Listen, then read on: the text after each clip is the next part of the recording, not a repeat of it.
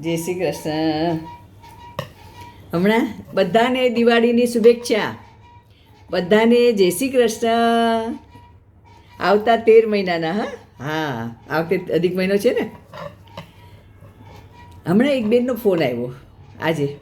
મસ્ત વાત કરતાં કરતાં કીધું એણે કેમ છે ને કેમ નહીં, એકલા રહે છે ઘણા વર્ષો થયા. હા, બહુ બહુ પૈસાવાળા કે સુખી નથી, મિડલ ક્લાસ છે. આપણે કહીએ ને મિડલ ક્લાસ જેવા. અને પણ એનું શું છે, ખપ પૂરતું એને ગોઠવેલું એવી રીતે છે એમના હસબન્ડે કે એનું ખપ પૂરતું એને બધું થઈ રહે છે, એટલે એને કાંઈ ચિંતા, એ બહુ ચિંતા અને પછી બહુ ચિંતા કરતાય નથી. એ એમ જ કે હંમેશા લતા થઈ ગયું, મારે ક્યાં વધારે જોયું છે એમ કહેતા હોય. તો હમણાં એને ક્યાંકથી લેણા હશે કે કાંઈ પણ હશે, ત્યાંથી એને પૈસા આવ્યા વધારા, એટલે લાખની ઉપર, 2-3 લાખ જે આવ્યા હોય આવ્યા. તો આજે મને કહે લતા આ પૈસા વધારાને આવ્યા, મારે તો જોતા નહોતા, મારે શું કરવાનું, મારે પૂરતું તો છે. તો મેં શું કર્યું, થોડા બેનું દીકરીઓને, થોડા ઘરમાં કામવાળાને, થોડા મંદિરમાં હવેલીમાં ઓલા બિલ્ડિંગમાં જે કામકાજ કરતા હોય ને થોડા એને, થોડા બ્રાહ્મણોને સીધું અનાજ ભરી દીધું.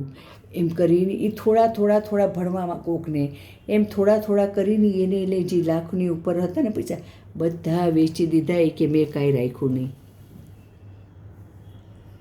કેવડો મોટો જીવ, કેવો સ્વભાવ. એકલારી છે બેન. હા, કેટલા વર્ષો થયા. એ કે મારે ખપ પૂરતું છે, પછી મારે જરૂર જ નથી. પછી હજી એક દાખલો આપું, એ પણ 2 દિવસ પહેલાંનો છે. ઘરના કામકાજ કરે ને એ એક દીકરી છે જે બધાના ઘરના કામકાજ કરે, કપડાં વાસણ બધું, ઝાડુ પોતું બધું. એ 2-3 દિવસ પહેલાં મળી મને કહે, દિવાળી પછી. એ કે જો આ 2 લાલાના હાર, આવડા નાના 2 હાર, 2 મુગટ ચાંદીના, અને હજી એક વસ્તુ, એમ 5 વસ્તુ એ કે હું લઈ આવી લાલા માટે. મેં કીધું વાહ સરસ છે, આ તો બહુ સુંદર છે. એ કે ચાંદીમાં લીધું. એ તો સારું કર્યું. એ કે 4,300નું આવ્યું. બધું 4,300નું આવ્યું, તે લાલા માટે લીધું. એ કે બોનસ આવ્યું હતું આ દિવાળીનું. હું એકલી, મારે આટલા બધા પૈસાને શું કરવા છે. ઘરમાં જેને જરૂર હોય એને આપતી હોઉં, પછી થોડુંક લાલા માટે વાપરું ને. છે ને, સ્વભાવ છે બધાનો. હા, અને બધા પાસેથી આપણે થોડું શીખવા જેવું છે. હા, બચત નહીં, ભવિષ્યમાં કામ લાગશે, ના.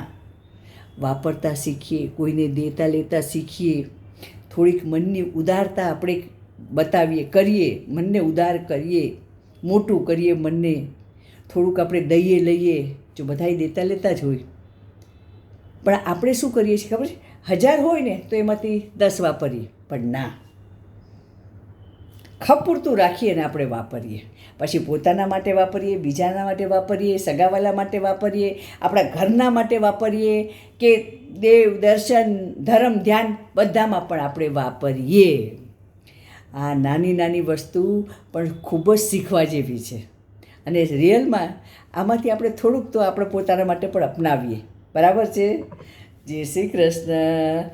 કીપ સ્માઇલિંગ, બી હેપી, હસતા રહો, ખુશ રહો. આપણે દિવાળી આવી, કેવું જૂનું પુરાણું બધું ઘરમાંથી કાઢી નાખીએ છીએ, એમ કંઈ જવા દો, હવે નથી રાખવું, નથી સંઘરવું, બસ. એવી જ રીતે જૂના વિચારો બચાવીએ, એ વિચારો પણ છોડીએ અને વાપરીએ ને કોઈને દઈએ. જય શ્રી કૃષ્ણ.